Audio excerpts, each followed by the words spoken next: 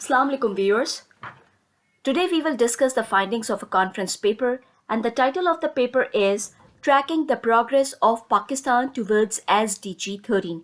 What is SDG 13? We will explore it in a couple of minutes. And whether Pakistan is on the road to recovery or far from finish line. This is what we need to analyze, and the title of the conference is Social Challenges and Opportunities in Building Community Resilience. The conference was online and hosted by Department of Public Administration, University of Karachi. The conference was held on 16th and 17th Feb 2022. The research paper has two underlying objectives.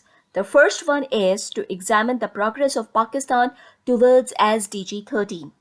In this relevance, the second objective is to critically analyze the existing documents of climate change, that is, the policies, framework, action plan, measures, and their implementation in detail. The next discussion point is research questions, and the paper shall address the questions like what are the core environmental issues faced by Pakistan, critically analyzing the policy initiatives and action plans taken by government of Pakistan to reduce greenhouse gas emissions, and last but not the least, it will address important challenges faced by Pakistan to mitigate the adverse impact of climate change. The next thing which we have to discuss is the methodology part. This study is based on the criteria proposed by Shang 2010. And as you can see in the slide, it is based on 7 elements. The first element is accessibility. Accessibility says that whether the document is easily accessible in print and online format or not. The second element is policy background, which says that sources should be clearly mentioned for the citations, and statistical evidence should be there to build the structure of the policy. The third one is goals, which says that the outcomes of the goals should be clearly stated. The next one is public opportunities, which says that involvement of stakeholders is mandatory. The next one is resources, which says that whether there are technological, financial, physical, and human resources to execute the policy, which we will analyze in the analysis part. The next one is monitoring and evaluation. Monitoring and evaluation बात करता है data की. Data should be collected before, during and after the introduction of a new policy, और इस data को back होना चाहिए. It should be backed by KPIs like key performance indicators should be in place. Last but not the least is obligation. Obligation बात करता है कि जो कंसर्न डिपार्टमेंट्स हैं, जो कंसर्न अथॉरिटी है, उसके roles, duties, responsibilities clearly defined हो. नेक्स्ट ये जो क्राइटेरिया है इसको कंसिडर किया जाता है one of the well suited criteria to evaluate any public policy. और यहाँ पे आप स्लाइड में एक साइटेशन भी देख रहे होंगे.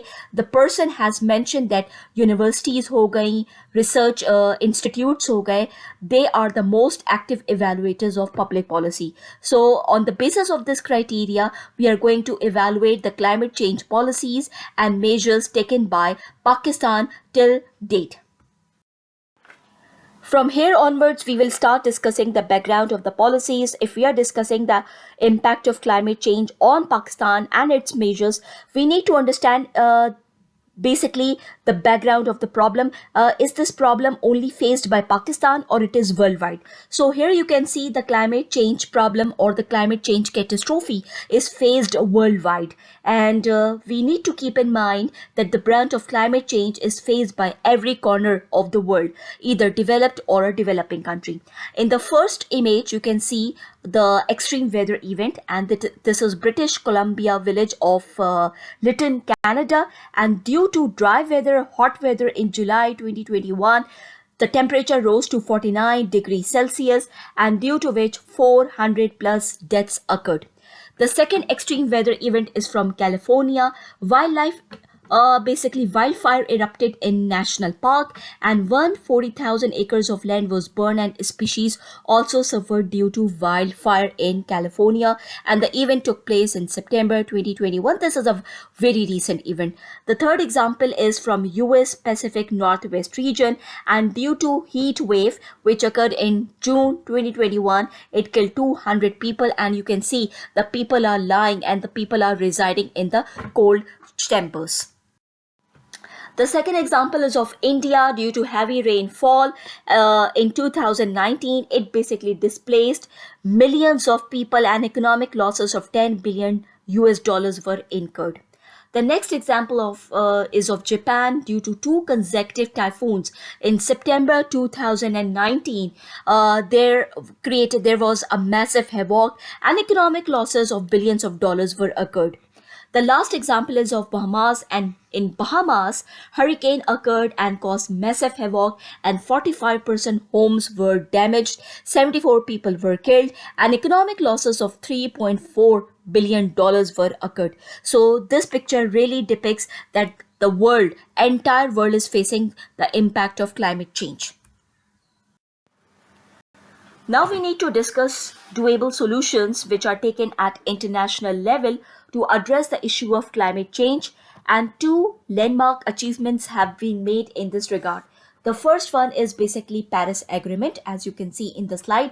It was initiated in 2015. The motive was to basically hold the global average temperature below 2 degrees Celsius.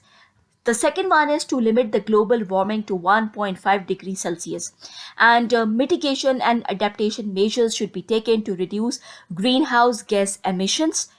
The next landmark achievement is basically SDG 13, and it is one of the 17 SDGs. SDGs stand for Sustainable Development Goals.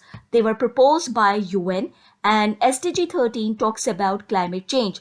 That is to take urgent action to combat the adverse effects of climate change.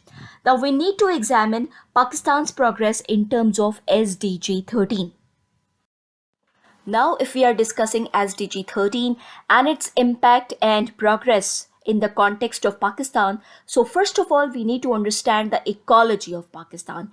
तो Pakistan basically situated है south Asian region में. पाकिस्तान के पास diverse topography है, which means as you can see in the images Arabian sea है, alpine regions हैं. Alpine means mountainous regions हैं, fertile lands हैं, एग्रीकल्चरल फील्ड्स हैं, HKH ग्लेशियर्स हैं which stands for Himalayas, Karakoram and Hindukush glaciers हैं.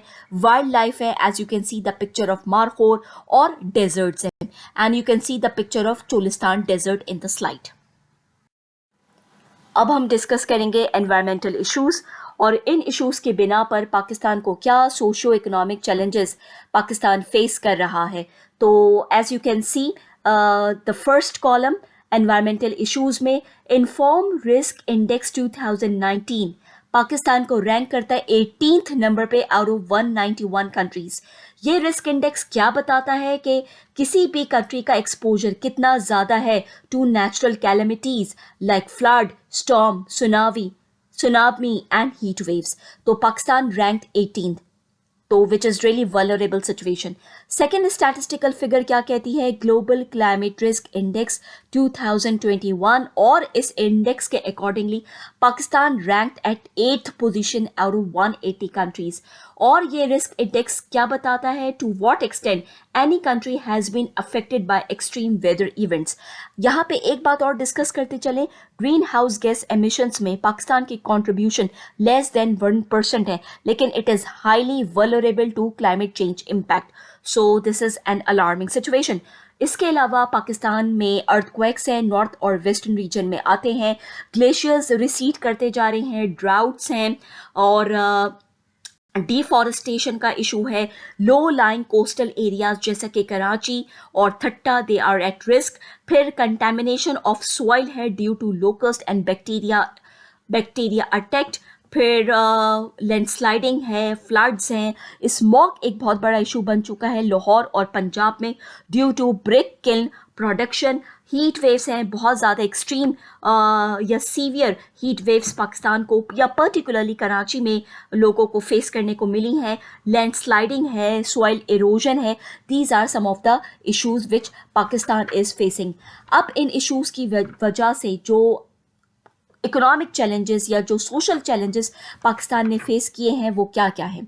अनप्लान्ड अर्बनाइजेशन है, जिसकी वजह से जो हमारा ड्रेनेज सिस्टम है वो बहुत ज़्यादा इफेक्ट हो जाता है। या आपने ये चीज़ देखी होगी, कराची में अक्सर ये चीज़ आपने ऑब्जर्व की होगी, जब भी कोई फ्लड आता है या जब भी कोई मॉनसून सीज़न आता है तो उसमें अर्बन फ्लडिंग हो जाती है और ड्रेनेज सिस्टम बहुत बुरे तरीके से मुतासर होता है।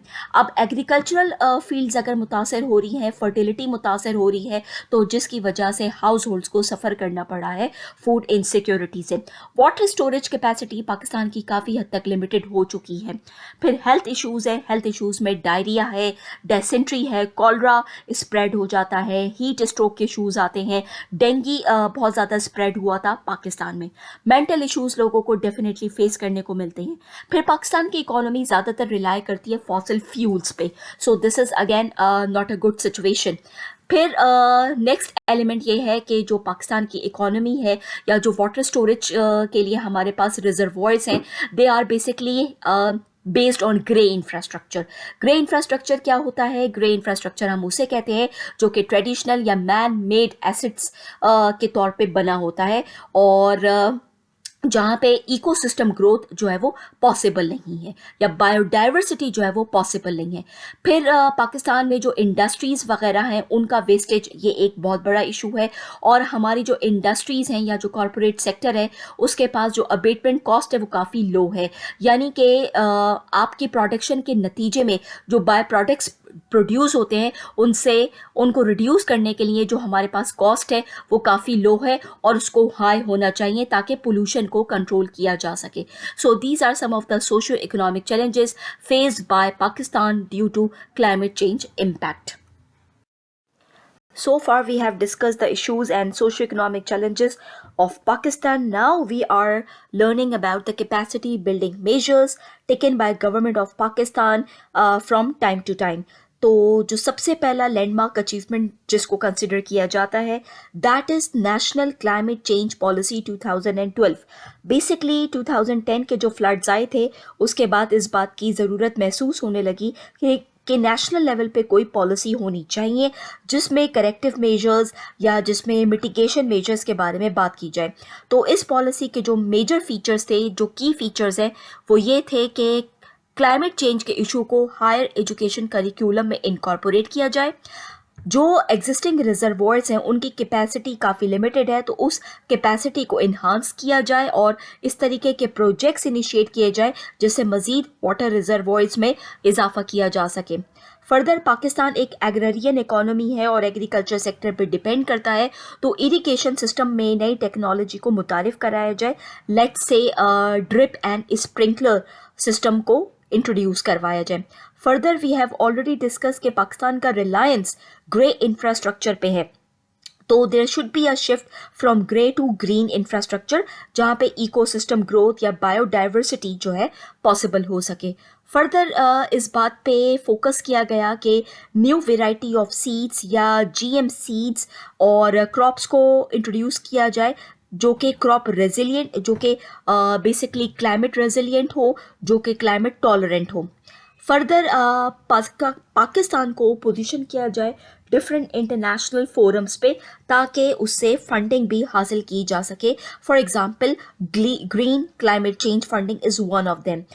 फर्दर इंटरनल रिसोर्सेज को इस्तेमाल करते हुए कुछ इंटरनल लेवल पे भी क्लाइमेट चेंज फंड्स को इस्टेब्लिश किया जाए। So these were the key features of national climate change policy 2012। Further जो सेकेंड मेजर लिया गया जिसको बहुत ज़्यादा अटेंशन मिल रही है और रिकग्निशन मिल रही है, that is electric vehicle policy 2019। ये पॉलिसी कहती है कि we should abandon the use of fossil fuel vehicles. Fossil fuel means coal हो गया, ऑयल हो गया, नेचुरल गैस हो गया, इन तमाम तर रिसोर्सेज को यूज़ करते हुए जो हमारे पास व्हीकल्स हैं या ऑटोमोबाइल्स हैं इनको कंडेम किया जाए। 2030 तक there should be a shift or there should be a 30% shift to electric vehicles. और इस ज़ुमरे में स्टेट बैंक ऑफ पाकिस्तान ने कुछ गाइडलाइंस भी इंट्रोड्यूस करवाई हैं कि वो परचेजर्स जो कि इलेक्ट्रिकल व्हीकल्स को परचेज करना चाहते हैं, वो बायर्स जो कि इलेक्ट्रिकल व्हीकल्स को परचेज करना चाहते हैं, उनके लिए इम्पोर्ट ड्यूटी, रजिस्ट्रेशन कॉस्ट और इंटरेस्ट रेट को काफ़ी हद तक रिड्यूस कर दिया गया है. नेक्स्ट जो मेजर यहाँ पे हमने डिस्कस करना है या पॉलिसी डॉक्यूमेंट हमने डिस्कस करना है या उसको एनालाइज करना है, that is national climate change policy of 2021. We already know कि पॉलिसी एक लिविंग डॉक्यूमेंट होता है. It should not be static and it should be continuously modified. तो 2021 में भी क्लाइमेट चेंज पॉलिसी को मॉडिफाई किया गया और मज़ीद कुछ फीचर्स को इसके अंदर ऐड किया गया. फॉर एग्जांपल इसमें SDGs और पेरिस एग्रीमेंट को अलाइन किया गया. वेस्ट वाटर की रिसाइकलिंग पे बात हुई. HKH ग्लेशियर्स को प्रोटेक्ट करने की बात की गई. लाइक HKH हम किसे कहते हैं? हिंदुकुश, कराकोरम एंड हिमालयास. ग्लेशियर्स को प्रोटेक्ट करने की बात की गई. 2030 तक 50% टारगेट सेट किया गया ग्रीन हाउस एमिशंस को रिड्यूस करने के हवाले से. और वो सेक्टर्स जो कि फॉसिल फ्यूल्स को यूज़ करते हैं उन पे कार्बन टैक्स लेवाई करने की बात की गई. इसके बाद जिस मेजर का हम जिक्र कर रहे हैं वो है नेशनली डिटरमिन्ड कॉन्ट्रीब्यूशंस. मशहूर ज़माना, they are the heart of Paris agreement. Paris agreement में ये डिसाइड किया गया था कि हर कंट्री 5 ईयर्स के इंटरवल के साथ अपना एक एक्शन प्लान और पॉलिसी मेजर कम्युनिकेट करेगा और एम्बिशियस प्लान्स इसके अंदर होने चाहिए और अपनी प्रोग्रेशन को with the time being show करेगा. Pakistan so far has submitted 2 NDCs. First one was submitted in 2016 and the second one is recently submitted, that is 2021. इसमें जो ambitious plans बनाए गए हैं वो एक तो ये है कि जो कंजर्वेशन है नेशनल पार्क्स की या प्रोटेक्टेड एरियाज की उनको इन्हांस किया जाए टू 15%, फ्रॉम 12% टू 15% बाय 2023. इसी सिलसिले में एक डेवलपमेंट हुई है. इस्लामाबाद हाई कोर्ट ने मुनाल रेस्टोरेंट को सील करने की बात की है जो कि मरगला हिल्स नेशनल पार्क में वाक़ है. कहा यह गया है कि मरगला हिल्स नेशनल पार्क में कोई भी कमर्शियल एक्टिविटी परफॉर्म नहीं हो सकती. वाइल्ड लाइफ को प्रोटेक्ट करना है और प्लांटेशन को रिवाइव करना है और प्रोटेक्टेड एरियाज़ को इन्हांस करना है. और मरगला हिल्स नेशनल पार्क भी प्रोटेक्टेड एरियाज़ के एक जिसे कहना चाहिए एक रीजन में आता है. So that's why Monal restaurant is sealed now, which is a major development. फिर एनवायरमेंटल स्पेशलिस्ट को डेवलप करने की बात की गई है और रीन्यूएबल एनर्जी सोर्सेज पे शिफ्ट करने की बात की गई है. नेक्स्ट जो हम एस्पेक्ट डिस्कस कर रहे हैं with respect to the capacity building measures that has gain traction world wide, और वो है वर्ल्ड एनवायरमेंटल डे 2021 में 5 जून को पाकिस्तान ने सेलिब्रेट किया था. UN ने इसको बहुत ज़्यादा अप्रिशिएट किया. इसके थ्रू पाकिस्तान ने टूरिज़्म को बहुत ज़्यादा प्रमोट किया और अपनी इकोलॉजी को प्रमोट किया to the external world. Okay, if we extend our discussion further तो नेक्स्ट हम डिस्कस करेंगे क्लाइमेट फाइनेंसिंग. और क्लाइमेट फाइनेंसिंग के हवाले से भी बहुत सारे इनिशिएटिव्स लिए गए, लाइक नेचर परफॉर्मेंस बॉन्ड जो कि स्टेट बैंक ऑफ पाकिस्तान ने इंट्रोड्यूस करवाए for environmental risk management. The second one is green bonds जो कि वापडा ने लॉन्च किए हैं 2021 में. इको फ्रेंडली एनर्जी प्रोजेक्ट्स को इनिशिएट करने के हवाले से, रीन्यूएबल एनर्जी सोर्सेज पे रिलायंस को इंक्रीज़ करने के लिए और फॉसिल फ्यूल्स पे जो रिलायंस है उसको रिड्यूस करने के हवाले से. थर्ड जो फाइनेंसिंग स्कीम इंट्रोड्यूस करवाई गई है that is ecosystem restoration fund. Launch किए गए था COP25 स्पेन में और इसके मेजर्स थे कि फॉरेस्टेशन को, प्लांटेशन को प्रमोट किया जाए, इको टूरिज़्म को प्रमोट किया जाए, प्रोटेक्टेड एरियाज़ पे काम किया जाए और ब्लू इकोनॉमी को प्रोटेक्ट किया जाए. What is blue economy? It is all about sustainable use of ocean resources. फिर नेक्स्ट जो एलिमेंट हम डिस्कस करेंगे that is 10 billion tree tsunami project. इसको बहुत ज़्यादा रिकग्निशन मिली है इंटरनेशनल लेवल पे भी और यूनाइटेड नेशंस की जानिब से भी. ग्रीन जॉब्स क्रिएट हुई हैं और वाइल्ड लाइफ और फॉरेस्टेशन को रिवाइवल मिला है. उसके बाद जो पॉलिसी मेजर लिया गया या उस पे जो इनिशिएटिव लिया गया, फ्रेमवर्क डिज़ाइन किया गया, that is well renowned recharge Pakistan. Recharge Pakistan flood management programme के हवाले से खासा इंपॉर्टेंट प्रोजेक्ट कंसिडर किया जाता है। वाटर स्टोरेज कैपेसिटी को इंक्रीज़ करने के हवाले से इसको खासी अहमियत हासिल है। होता यह है कि पाकिस्तान में जब भी स्टॉर्म्स या फ्लड्स आते हैं तो वो जो वाटर है उसको प्रॉपरली यूटिलाइज नहीं किया जा सकता, तो उस पानी को स्टोर करने के लिए वेटलैंड्स और फ्लड प्लेन्स कंस्ट्रक्ट किए जाए ताकि वो पानी वहाँ जाके स्टोर हो सके। इससे वो लोग जो कि कोस्टल एरियाज के करीब रहते हैं, like 10 million people around, they will be the direct beneficiaries of this project. Last but not the least is Pakistan vision 2025, जिसमें क्लाइमेट इशू को प्रायोरिटी दी गई है, एनर्जी मिक्स को डाइवर्सिफाई करने की बात की गई है और इकोनॉमिक डेवलपमेंट को एनवायरमेंटल प्रोटेक्शन के साथ अलाइन करने की बात की गई है। So these are some of the capacity building measures taken by government of Pakistan. Now further we have to analyse, ये पॉलिसीज तो बन गई, एक्शंस तो बन गए, फ्रेमवर्क तो डिज़ाइन हो गया, मेजर्स तो बना लिए गए, लेकिन क्या ये फुलफिल हुए, और फुलफिल हुए तो किस हद तक हमने इनको फुलफिल किया। Now explore it further. Now we will discuss the research gap. As we know, research gaps बहुत तरीके के होते हैं, मेथडोलॉजिकल है, एम्पायरिकल है, थ्योरेटिकल है, but this research paper is based on application और implementation gap. So as I discussed earlier, methodology के पार्ट में जो क्राइटेरिया हमने यूज़ किया है that is basically based on 7 elements, और as you can see in the table, accessibility, policy background, goals और public opportunities के हवाले से as such कोई issues नहीं है, and these criteria are fulfilled. But what is an alarming situation is you can see from resources is partially fulfilled and it needs improvement. Pakistan is facing financial constraints, technological constraints, human resource constraints. How come? ये अब हम देख लेते हैं। Financial constraints की अगर हम बात करें, हमने पॉलिसी तो डिवाइस कर ली कि 60% शिफ्ट हम रीन्यूएबल एनर्जी सोर्सेज पर करेंगे बाय 2030, लेकिन इसके लिए हमें एक हैवी अमाउंट रिक्वायर्ड है, एक हैवी इन्वेस्टमेंट रिक्वायर्ड है। फिर हमने ये भी डिसाइड किया कि हम 35% ग्रीन हाउस गैस एमिशंस को रिड्यूस करेंगे by 2030 by using the international grant, लेकिन इंटरनेशनल ग्रांट भी हमें $101 बिलियन की दरकार है। Whether we are able to get it और not, that is a question. Next ये बात डिसाइड की गई, चूँकि पाकिस्तान में फ्लड्स बहुत आते हैं, जैसा कि आपने देखा कि पाकिस्तान की सूरत हाल इन्फॉर्म रिस्क इंडेक्स के हवाले से ज़्यादा अच्छी नहीं है, और ग्लोबल क्लाइमेट रिस्क इंडेक्स के हवाले से भी we are ranked at 8th position. तो चूँकि फ्लड्स बहुत आते हैं, स्टॉर्म्स बहुत आते हैं, तो सी वॉल्स को कंस्ट्रक्ट किया जाए near low lying coastal areas to avoid urban flooding, लेकिन अगैन इसके लिए ऑपरेशनल कॉस्ट बहुत ज़्यादा दरकार है।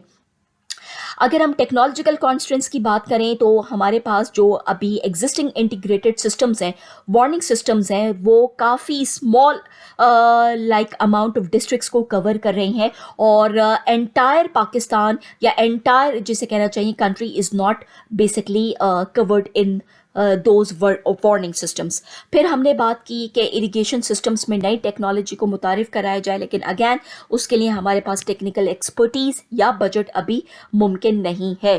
फिर ये डिसाइड किया गया कि एनर्जी मिक्स की तरफ जाया जाए ताकि एनर्जी क्राइसिस को एड्रेस किया जा सके, जिसके लिए micro hydro power plants develop किए जाए, लेकिन again for that we need the capital cost and we don't have the certified technicians to execute और to basically run the policy or to run the power plants. Next अगर हम monitoring and evaluation criteria की बात करें तो यहाँ पे भी पाकिस्तान खासे इश्यूज फेस कर रहा है with respect to non availability of data. Lack of centralise system है, क्योंकि अगर आपके पास सेंट्रलाइज सिस्टम नहीं है तो you can not keep the track of the programmes. फिर डेटा में काफ़ी हद तक ओवरलैपिंग मौजूद है, और दूसरा इंपॉर्टेंट एलिमेंट ये है कि जो इंफॉर्मेशन जनरेट हो रही है या जो इंफॉर्मेशन डिससेमिनेट हो रही है दैट इज़ बेसिकली फ्रेगमेंटेड।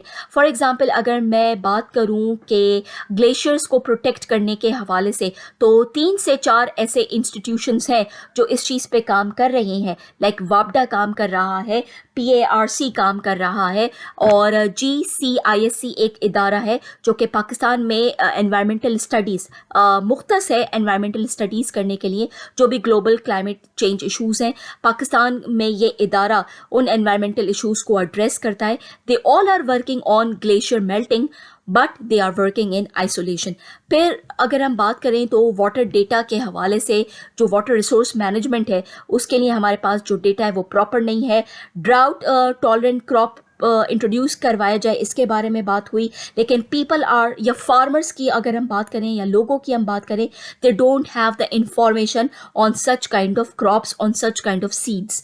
फिर लास्ट क्राइटेरिया जो इस जो मेथडोलॉजी का हमने डिस्कस किया था, ऑब्लिगेशन पार्ट, तो यहाँ पे भी ऑपरेशनल इनएफिशिएंसी देखने को मिलती है। अगर हम पाकिस्तान के कॉन्टेक्स्ट में बात करें तो we have 3 tiers of basically government, federal, provincial और लोकल लेवल। तो वर्टिकल कोऑर्डिनेशन मिसिंग है। हालांकि 18th अमेंडमेंट जो 1973 में की गई है, 1973 के कॉन्स्टिट्यूशन में की गई है, which talks about the devolution of power, यहाँ पे जो प्रोविंसेस हैं या जो लोकल गवर्नमेंट है, they are not well equipped. यहाँ तक कि अगर हम बात करें कि KPK और Gilgit Baltistan, they have not developed their own policies for water management. So 18th amendment is there, but the provincial and the local government, they are not working accordingly. We have already discussed the gaps. Now it's time to identify the recommendations और क्या सद्देबाब करना चाहिए ताकि ये जो gaps हैं और इन gaps को फुलफिल किया जा सके, ताकि बेहतर तौर पे हम अपनी क्लाइमेट चेंज इम्पैक्ट को एड्रेस कर सकें। In the first image, you can see basically different tiers of government like federal, local and provincial. So the recommendation is collaborative working environment is necessary among all tiers of government. Second image में आप देख रहे हैं 2 political parties के images हैं आपके सामने। पाकिस्तान के साथ ड्रॉबैक ये है कि जब आपकी गवर्नमेंट चेंज होती है तो पॉलिसीज़ भी चेंज हो जाती हैं। So this is the dilemma. तो रिकमेंडेशन जो प्लेस की जा रही है वो ये है कि there should be a continuation of policies and legacies despite the government shift. Third image में आप देख रहे होंगे कि बहुत सारे मेजर्स लिए गए हैं क्लाइमेट को सेव करने के हवाले से। प्लांटेशन को फोकस किया गया है, वाटर सेफगार्ड पे बात की गई है, मरीन लाइफ को प्रोटेक्ट करने की बात नज़र आ रही है, आपके सामने इलेक्ट्रिसिटी को सेव करने की बात की जा रही है। तो डिफरेंट इंस्टीट्यूशंस का ये रोल होना चाहिए कि वो अवेयरनेस कैंपेन्स लॉन्च करें for sustainable use of resources. Image number 4 में आपको वेस्ट मटेरियल कुछ नज़र आ रहा होगा, यानी कि डोमेस्टिक वेस्ट और जो कॉरपोरेट सेक्टर का जो वेस्ट है उसको किस तरीके से डंप किया जाए, उसके लिए प्रॉपर लेजिस्लेशन और इन्फोर्समेंट की ज़रूरत है for proper waste management and for solid waste management.